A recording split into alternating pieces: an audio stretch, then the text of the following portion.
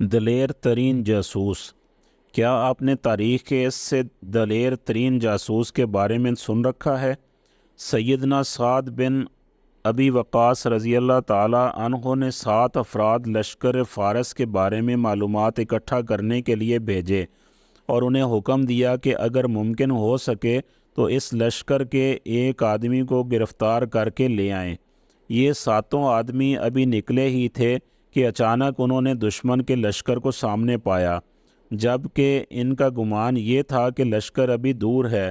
انہوں نے آپس میں مشورہ کر کے واپس پلٹنے کا فیصلہ کیا، مگر ان میں سے ایک آدمی نے امیر لشکر سعد کی جانب سے ذمہ لگائی گئی مہم کو سر انجام دیے بغیر واپس لوٹنے سے انکار کر دیا، اور یہ 6 افراد مسلمانوں کے لشکر کی جانب واپس لوٹ آئے، جبکہ ہمارا یہ بطل اپنی مہم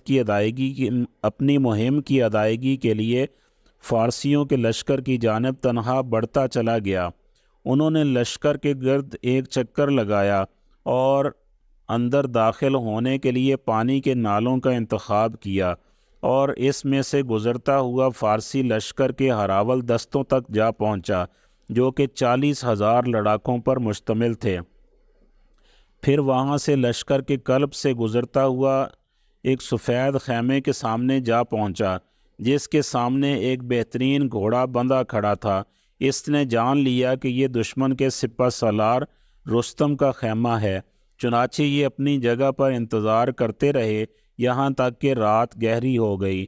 رات کا کافی حصہ چھا جانے پر یہ خیمہ کی جانب گئے اور تلوار کے ذریعے خیمہ کی رسیوں کو کاٹ ڈالا، جس کی وجہ سے خیمہ رستم اور خیمہ میں موجود افراد پر گر پڑا۔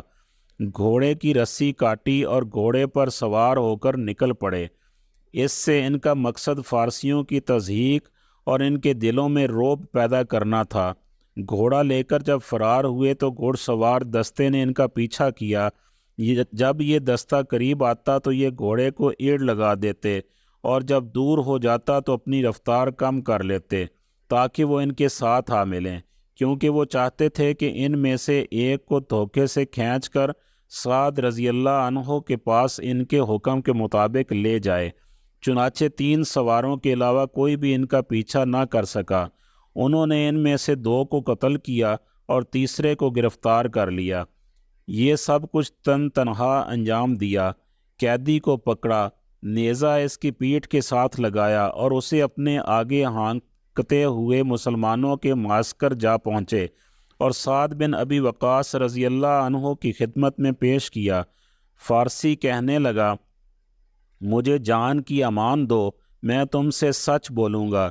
سعد رضی اللہ عنہ کہنے لگے، تجھے امان دی جاتی ہے اور ہم وعدے کی پاسداری کرنے والی قوم ہیں، لیکن شرط یہ ہے کہ ہمارے ساتھ جھوٹ مت بولنا۔ پھر سعد رضی اللہ عنہ نے کہا، ہمیں اپنی فوج کے بارے میں بتاؤ۔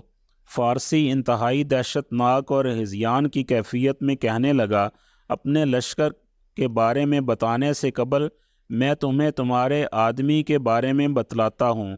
کہنے لگا، یہ آدمی ہم نے اس جیسا شخص آج تک نہیں دیکھا۔ میں ہوش سنبھالتے ہی جنگوں میں پلا بڑا ہوں۔ اس آدمی نے 2 فوجی چھاؤنیوں کو عبور کیا جنہیں بڑی فوج بھی عبور نہ کر سکتی تھی۔ پھر سالار لشکر کا خیمہ کاٹا، اس کا گھوڑا بھگا کر لے اڑا۔ گھوڑ سوار دستے نے اس کا پیچھا کیا، جن میں سے محض 3 ہی اس کی گرد کو پا سکے۔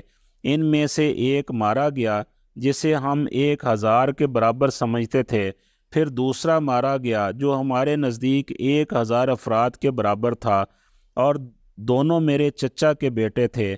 میں نے اس کا پیچھا جاری رکھا اور ان دونوں مقتولین کے انتقام کی آگ سے میرا سینہ دہک رہا تھا۔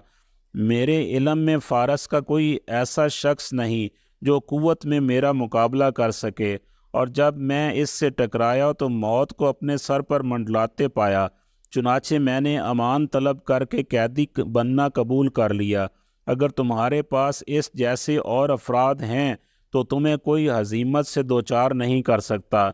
پھر اس فارسی نے اسلام قبول کر لیا۔ کیا آپ جانتے ہیں کہ یہ عظیم بطل کون تھے جنہوں نے لشکر فارس کو دہشت زدہ کیا، ان کے سالار کو رسوا کیا اور ان کی صفوں میں نقب لگا کر واپس آ گئے۔ یہ طلحہ بن خویلد الاسدی رضی اللہ تعالیٰ عنہ تھے۔